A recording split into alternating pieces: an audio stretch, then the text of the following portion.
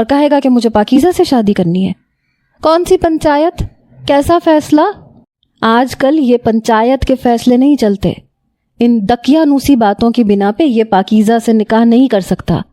یہ بات سن کے اس قاسم نامی شخص نے میرے دادا کا گریبان چھوڑا اور ایک ایک قدم بڑھاتا ہوا میرے پاس آ گیا۔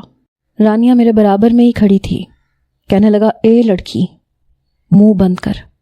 وہ کہنے لگی، کیوں چپ رہوں؟ کس قانون کے تحت تم یہ بات کر رہے ہو؟ وہ کہنے لگا، اپنے باپ اور اپنے تایا سے پوچھ، عزت کا بدلہ عزت ہوتا ہے۔ اور جہاں تک بات شریعت کی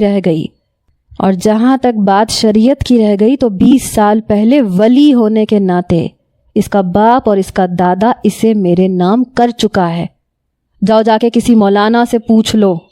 میں اپنی ہی چیز آفیشلی طور پہ اپنے نام کر کے لے کے جا رہا ہوں۔ کسی نے ذرا بھی چوں چاں کرنے کی کوشش کی تو گولیوں سے بھون کے رکھ دوں گا اسے۔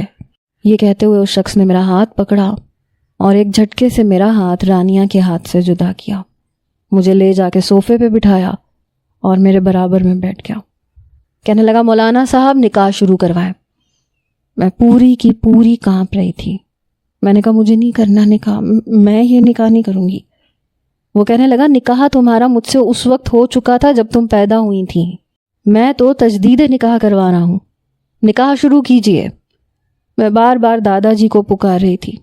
حماد کہنے لگا، یہ کیا دقیانوسی باتیں کر رہے ہو؟ 4 بندوقیں لا کے مجبوراً تم پاکیزہ سے نکاح کر رہے ہو؟ اس طرح سے نکاح نہیں ہوتا۔